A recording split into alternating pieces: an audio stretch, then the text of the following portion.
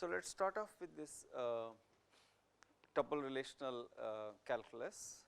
This is a new way of expressing queries. So, in relational data model we have so far seen a way of expressing queries using relational algebra.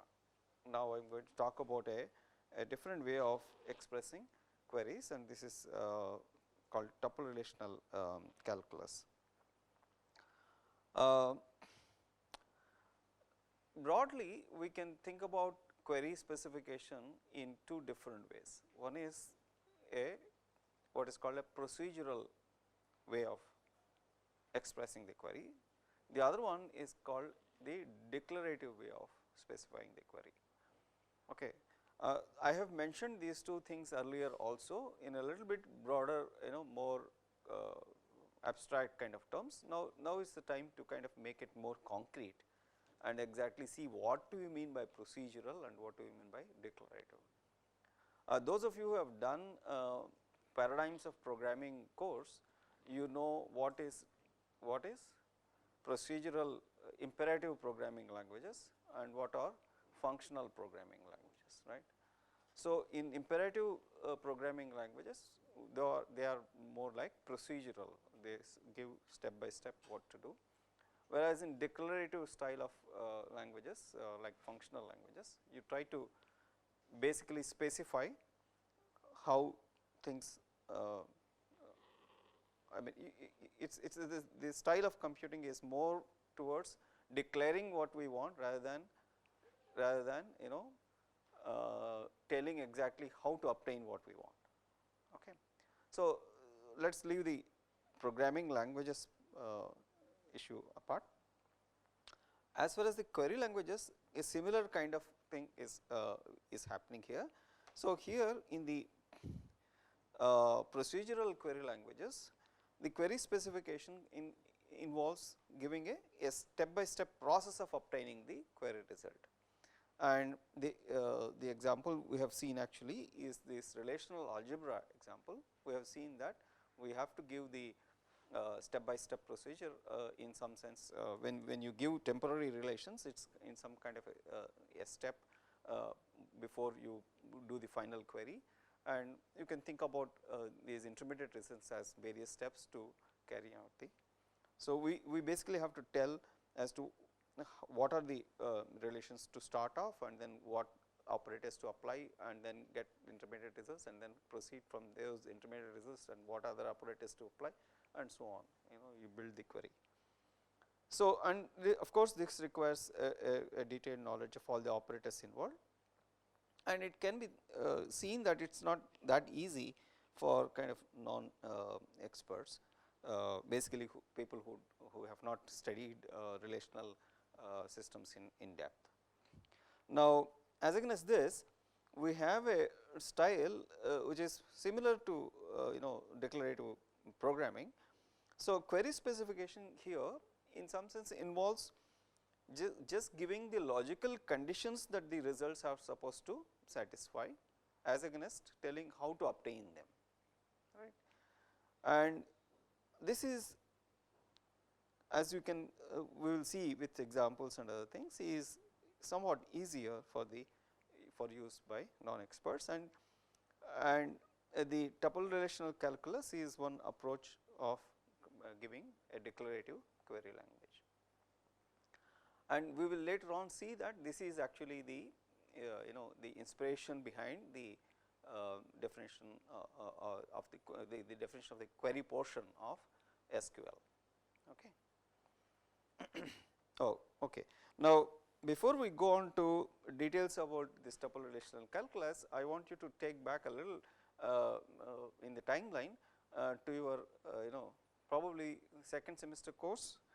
You studied discrete mathematics in the first year or something like that, where we have studied predicate logic. We have studied predicate logic, right. So, what exactly is a predicate? This has connection. So, we basically are the reason I am taking you back there is that we basically make use of predicates now in order to formulate our queries, and I will show you, we will argue it out as to how predicates come into the picture. So, first let us try to understand what exactly is a predicate.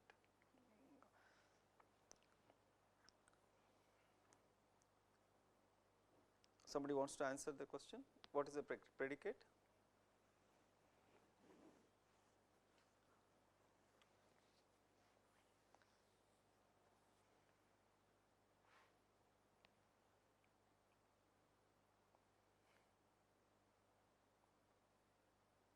Predicate, your propositions versus predicates, right? Propositional calculus or propositional logic and predicate logic or predicate calculus. That these are the two things that you have studied as part of the mathematical logic in discrete mathematics course, right? And even if you can't define the predicate, I am sure you can recall some examples of predicates. Somebody wants to say some example predicate?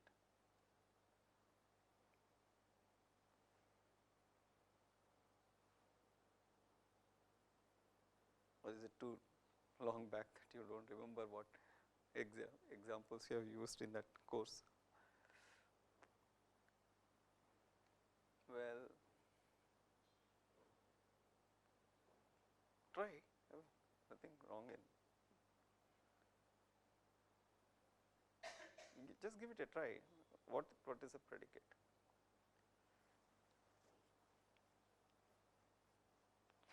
Okay, what is the distinguishing feature that exists in a predicate and that does not exist in a proposition? Sorry? Quantifier, okay. Quantifiers, okay, quantifiers exist in predicate logic, whereas they do not exist in propositional, that is correct, yeah. But what do quantifiers do? I mean, the quantifiers have associated with them something, right? What is that something? Variables, right? Quantified variables, there are quantified variables in predicate logic. Okay, so where are these variables in the first place? What kind of variables are you talking about? Where are those variables?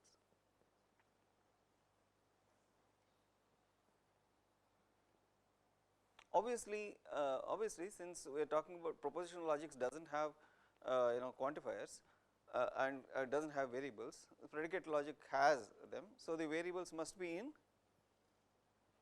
the predicates, obviously, right? Predicates is the thing that, so predicates have variables basically.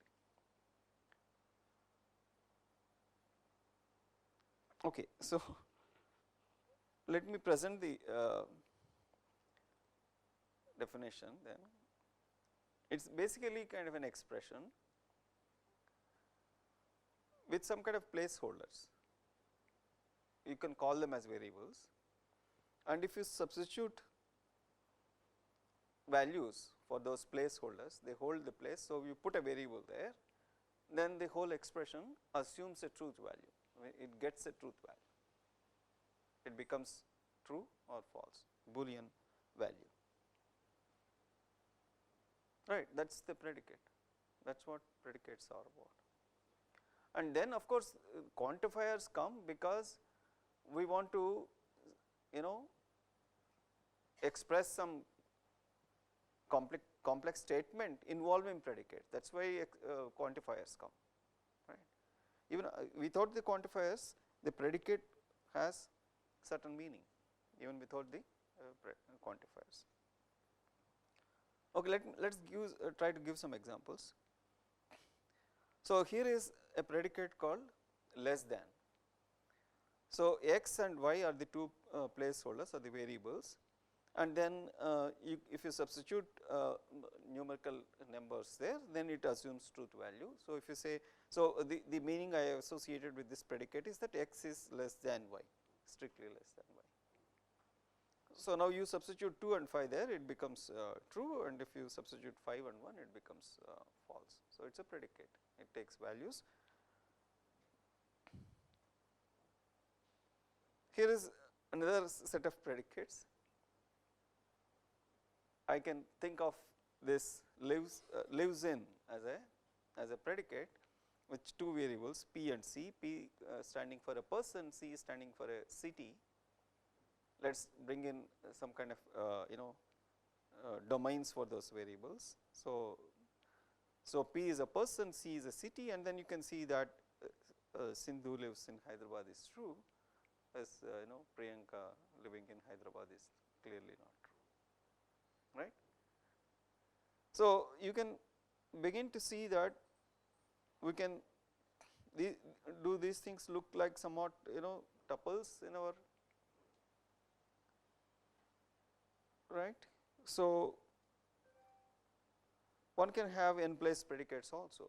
This is just two place predicates. Then you can imagine n place predicate also. And when variables are substituted with values, then they will get this truth. So the predicates will have truth values. So let us see now what is the relation between these predicates and the relations that we have been talking about in the relational data model. So the question here is that can we interpret our relation names, can we interpret our relation names of our relational model as predicates. So let us recall what is DB relation. It is a finite set of tuples, and this tuple is a sequence of values, each value corresponds to some attribute, right. Because the finite DB relation has a schema which is a sequence of attribute names, and so these sequence of values correspond to those attributes, and so we have, and each attribute comes from the value comes from a domain which is a atomic values. So can we think of each of these DB relation with n attributes as an n place predicate? Okay. So here we make one very interesting and important assumption while interpreting DB relations like this. This is called CWA, closed world assumption. We make a closed world assumption. So in this closed world assumption, we imagine that the tuples in the relation instance. So if we have a database, then we will have a finite instance for it, right. The set of all tuples in all those relations that we have is the instance. So for the tuples in each of these relation instances, those values, if you substitute for the corresponding predicate, then that predicate assumes value true, and if you substitute anything which is not there in any of these instances, then the predicate is false. So that way we can now start correlating our relation instances as some kind of definitions for our predicates under this very important assumption called the closed world assumption. So anything which is not present in the instance, if you substitute any of those values for these predicate placeholders, the variables, okay, then the predicate is false. So this is important assumption we will make. Once we make this assumption, we can interpret these DB relations. Of course, we can even otherwise also we can interpret DB relations, but we make this important assumption called this closed world assumption, so that it can things can work out well for us. So under this assumption, as I said, the tuples in the relation instance, if you substitute the whole tuple as it is for the sequence of values in the predicate, then the predicate assumes truth value true, otherwise it is false. Okay. Now with this we will be able to use mathematical logic, in particular predicate logic, in order to express the conditions that the the result of the query is supposed to satisfy, and that becomes the specification of the query. Okay. So, how exactly it is going to be computed, we will not specify. We will specify the logical condition that is to be satisfied by the result by making use of the predicate logic statements. So, that is the approach we will take in tuple relational calculus. So, now we will see the exact details about this. Okay, is that clear as to the relations? Of course, as against this closed world assumption, there is something called open world assumption, and this open world assumption is something which we will not deal with in this course, but while we are talking about semantic verb and ontologies, we typically make open world assumption. Okay, we will come to that in a later course. Okay, so let us now talk about this declarative query language called tuple relational calculus. So, we will introduce called, so for the entire bunch of variables together, we will now introduce a kind of a big variable. So, we will call this a tuple variable. Okay, it is convenient for us to think of the whole tuples being assigned to variables rather than individual things being assigned to. So, we will call tuple variable. A tuple variable is usually associated with a relation called the range relation. We will see why exactly it is called range relation a little later. So, this variable is slightly different from the variables that I have mentioned in the previous slides. This takes entire tuples as its values. Okay. So, if T is a tuple variable ranging over a relation R with some scheme ABC, then in order to talk about those individual values, we will use our familiar dot notation, and T dot A stands for the value of the attribute A in the tuple variable, in the tuple T, okay. So, tuple is there and it has components. So, T dot A stands for the first value, T dot B stands for the second value, T dot C stands for the third value. Okay. Instead of having variables for individual values of these ABC, now we have a variable for the entire tuple, and then called in order to refer to the individual components, we will use the dot notation. T dot A equals the individual value under this in the sequence of values. Okay. So, that is the concept of tuple variable. Okay. Then the basic form of the tuple relational calculus query is simple. So, it basically has a bunch of these tuple variables, and from each of these tuple variables we are going to pick up a value to be reported as a result. Okay, that is what is being given here, and we put a vertical bar and give a condition.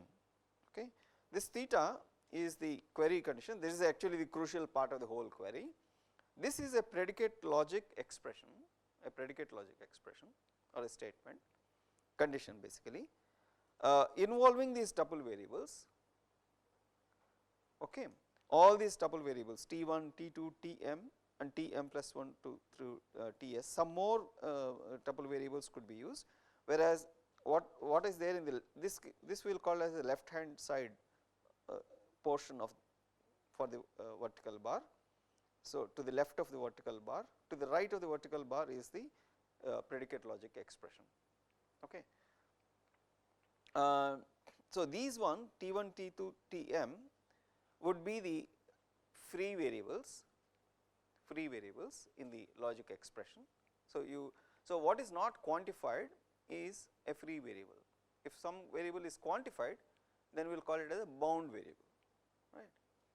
So, the free variables are the ones that can be used on are used on the left hand side, and then some components of those tuple variables will be projected in some sense as a result of this thing of the query. We will see examples and this aspect will become clear. So, basically this theta is going to be a predicate logic expression which specifies the condition to be satisfied by the result. So, I will give you examples so that this point becomes clear to you now. Let us start with some examples. The best way to learn about TRC is to work with examples only. So, let us recall our familiar schema. The student has roll number, name, all this variable, various attributes, and then department, department ID, name, HOD, phone. So, let us say obtain the roll number, name of all girl students in the maths department. Okay. The department ID is 2, this is also given. So, we do not have to find out what is maths department, the department ID is 2. So, where is this information? This information is very much here in the student relation itself, because the maths department is department 2. So, the conditions that have to be satisfied by the tuples that are required here is basically that this attribute value should be some specific value f, and this attribute value should be 2, that is all right. So, we can express that using this new notation. Okay. So, we take up a variable, tuple variable s, okay, and then say that the tuple variable should be first a student, okay, should correspond to student, and then s dot sex should be f. Okay. So, that means we are now checking the tuples specific component value, and s dot department number equals 2. So, these two conditions have to be satisfied by the tuple s. If that is the case, then since the query requires roll number and name of girl students, so we use that tuple variable and then ask for roll number and name on the left hand side of the vertical bar. So, attributes required in the result are given in the left hand side of the bar, and the condition, the predicate that has to be true is given as the condition to be satisfied to the right side of the vertical bar. Now, this particular predicate student s, as per our assumption, the closed world assumption, is true whenever this s is a actual one instance of our student relation. For all other assignments, you can imagine how this query is going to be actually interpreted. Okay. So, what we will do is we will consider all possible assignments to this tuple variable s. Okay. And for those tuple values, okay, the values are tuples here. So, for those values that are there inside the database instance student, the student s will be true. That is what our assumption. The predicate student, when is the predicate student true? If you assign one of those tuples as the value for the variable, it is true, otherwise it is false. So, it is true for that, and then in addition the tuple has to satisfy these two other conditions. If it satisfies, then make use of that particular current assignment for the tuple variable and pick up these values called roll number and name. That is what the query, this is how the query will be interpreted. Is that clear?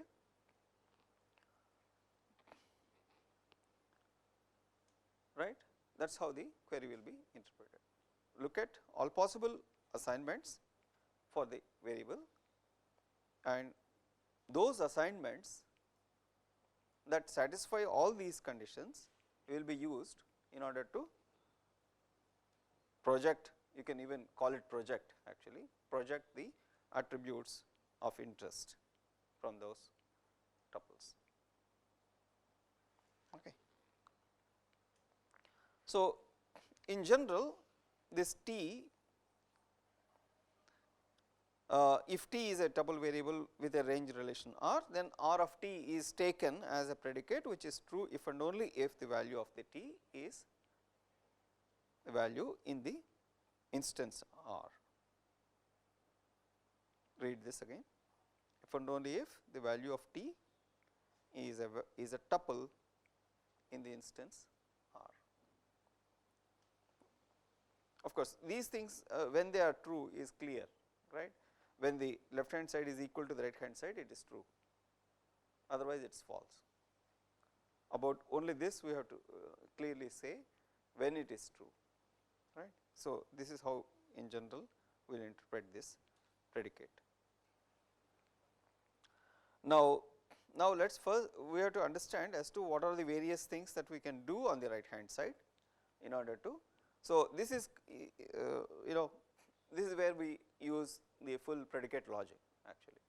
So, we will write that. What is the general form of this condition in this tuple relational calculus queries? So, the general form is like this. The atomic expressions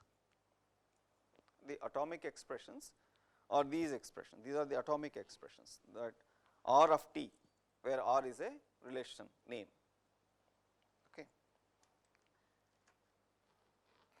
Okay, here I am calling it as instance, but it is actually name, right. So, R t is a tuple variable. So, R of t is one kind of a form, the atomic form of the formula that we can use on the right hand side. The other components is T1 dot AI. So, if T1 is a tuple variable, dot AI will talk about the AI component of the tuple variable, tuple T1, and that is compared to some other tuple, and the usual comparison operators, the less than, equal to, greater than equal to are used, and then you can basically compare two values of two tuples and use that as a basic condition. And then you also can take one component of a particular tuple and compare it with an appropriate constant, okay.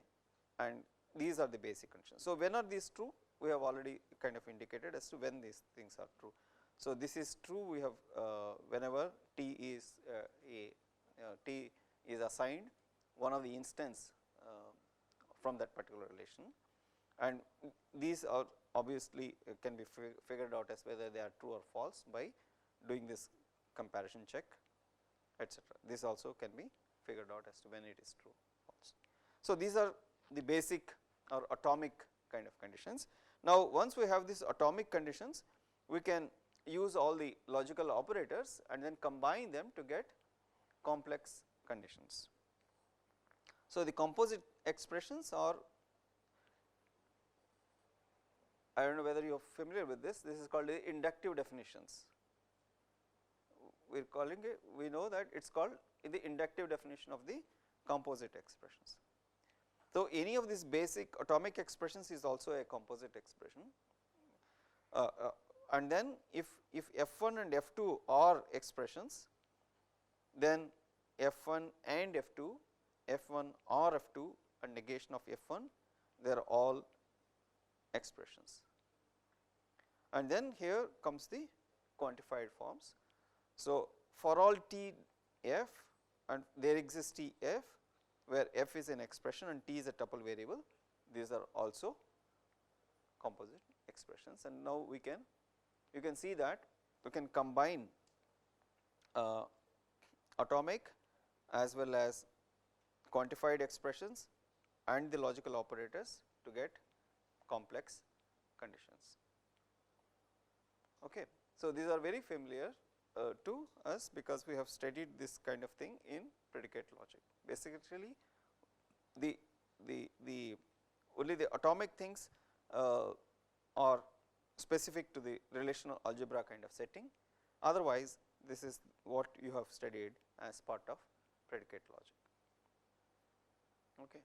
So, I strongly advise you to kind of revise your predicate logic notes from discrete mathematics and read up that books, and then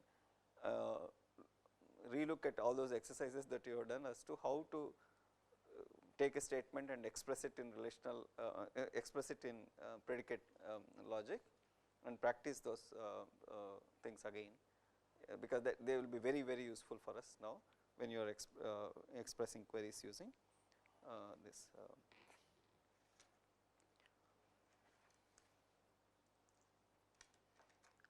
Okay. So, in this once we talk about these logic formulas, we have studied in predicate logic. So, as to what is a free variable and what is a bound variable, and in this case of course, we have tuple variables. So, we have free tuple variables and free and bound tuple variables. A variable informally it can be thought of as a variable that is not quantified is a free tuple variable, where the one which is quantified is a bound variable. Okay. So, if you have any doubt about what is free, what is bound, please refer to your discrete mathematics predicate logic portion. And also these tuple variables are to certain extent, you can use the same variable name in two different parts of the expression, and they will be independent, right. That is what in logic formulas, when you use an expression, use a variable x in some part here, there exists x on, and then put a scope there, and put somewhere else there exists x and put some other expression, these two things are different, right.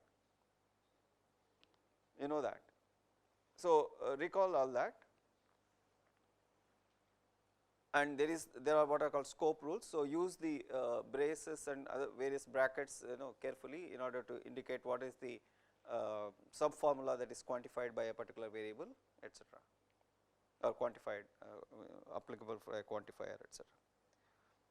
Okay. So, now let us use all this repertoire or these tools in order to actually solve our problems.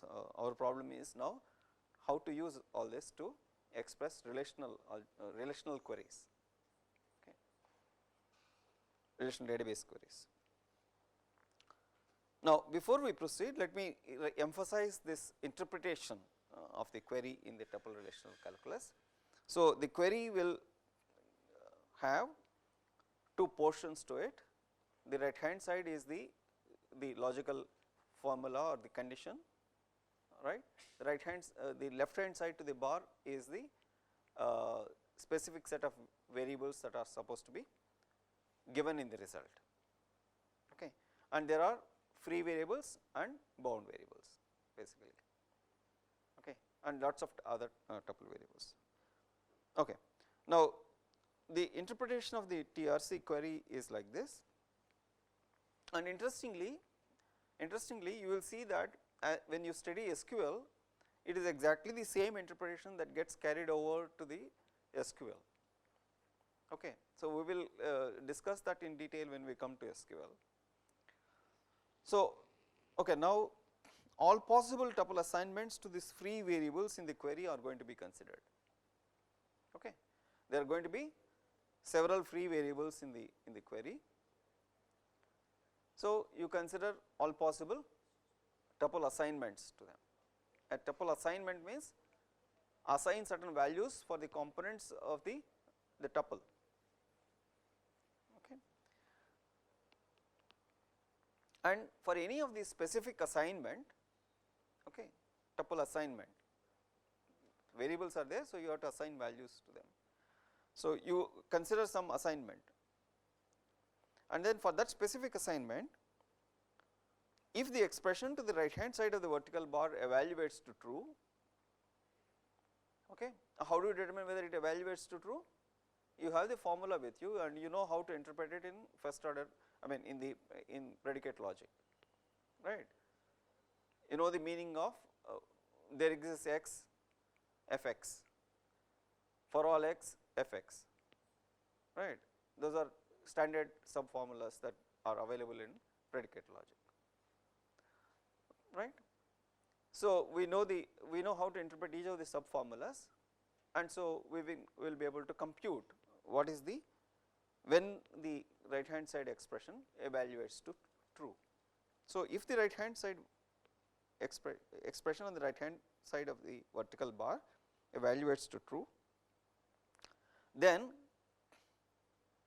that combination of tuple values, notice that what is the combination of tuple values here, because there are lots of free variables in a expression, you may use several free variables. So, all those free variables are to be considered together in one assignment.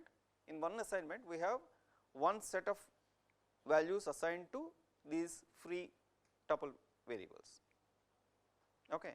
So, that specific combination is the one that made that particular expression true in case it has made it, right.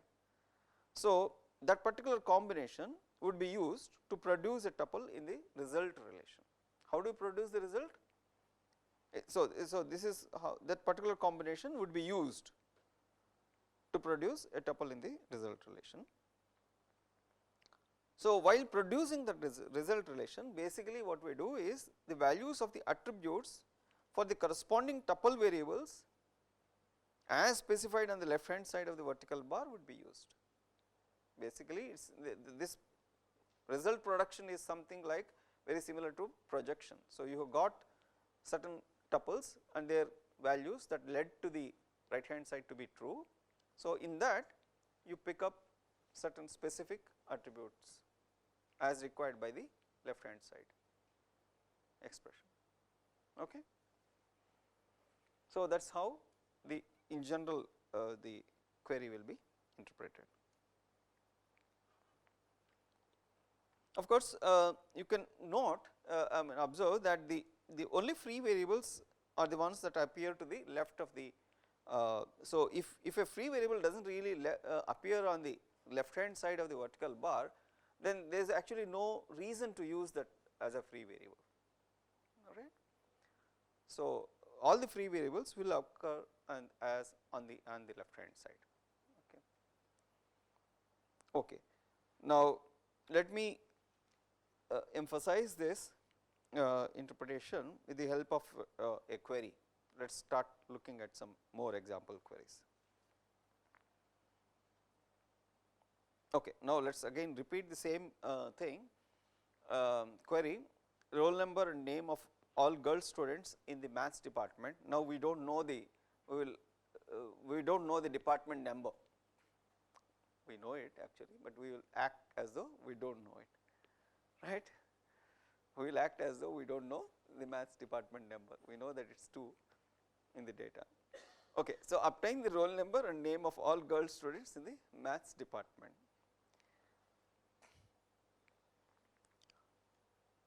Okay. So, the way this query gets expressed is like this. We have 2 tuple variables here, S and D. S is used for student, D is used for department. Okay. So, let us first focus on the right hand side of the vertical bar. So, here we are saying that if you look at this, what is the free variable here? It is given, S is a free variable, right. So, you can also see it here, S is a free variable because it is not bound with any quantifier, whereas D is a bound variable. Here we are putting there exists D and then putting a condition here. The scope of there exists D is this entire sub expression,